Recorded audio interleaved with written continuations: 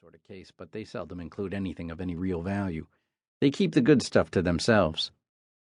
Do you think it would do any good if we took a run back up there for a look around? Maybe take Harley with us. He's a hell of a tracker when he's sober, which he has been for a good while. Thomas added this last part to assure Charlie of their friend's continued good intentions.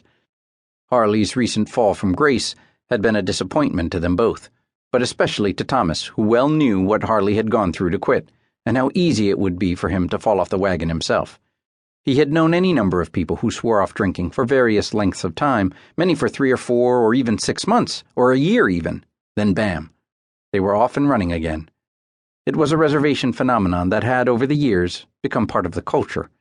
It was hard to say where in the cycle any one person might be at any particular time.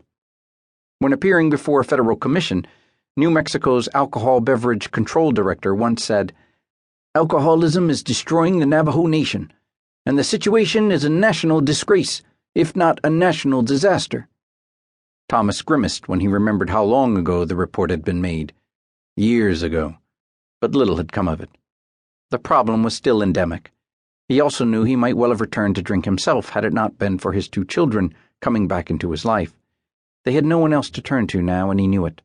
He thought it a pitiful state of affairs that nearly 65% of the Navajo Nation, at some point in their lives, are said to find alcohol abuse a problem. The government acknowledges the affliction as the leading cause of life-threatening medical complications and death throughout the reservation. Not to mention, 80% of reservation crime can be attributed to it. Even Charlie admitted he could see no solution to the problem in the foreseeable future. Charlie Yazzie twirled a pencil back and forth between 2 fingers.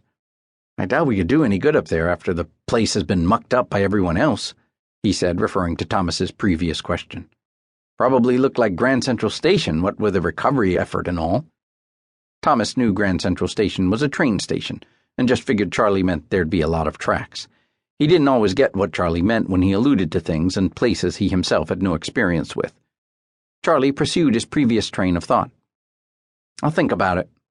He kicked Thomas's chair under the table. "Hey, you know tomorrow's Saturday. There's the barbecue up at our place." "Yep, Lucy told me.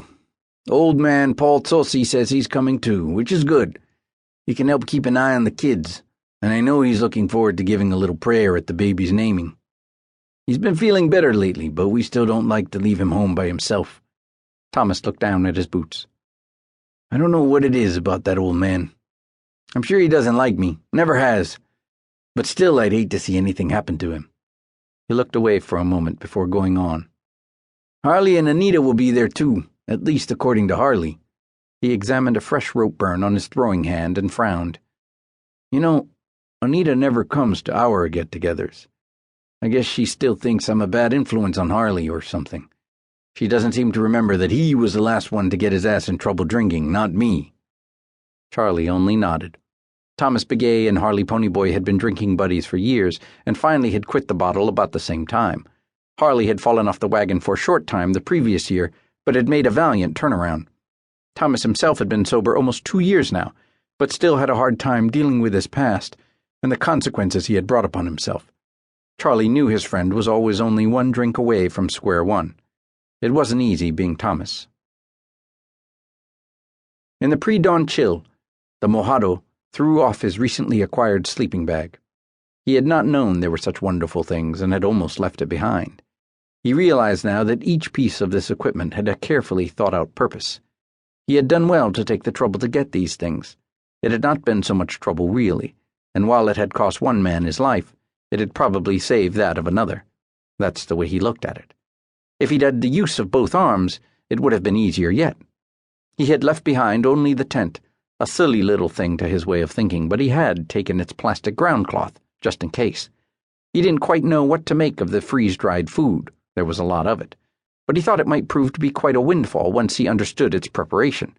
Pictures on the foil packets gave clues to what each pouch contained, and he was confident he would figure out the process in time. For now, though, he just tore open the package with a picture of some little brown cakes. He hoped they would be chocolate, and they were. He ate these as he restuffed the down sleeping bag, marveling once again at its feathery weight. As he moved out in the graying dawn, he fingered the hefty buckknife folded in his pocket, and thought what a prize it would be back home. Where he came from, a man without a knife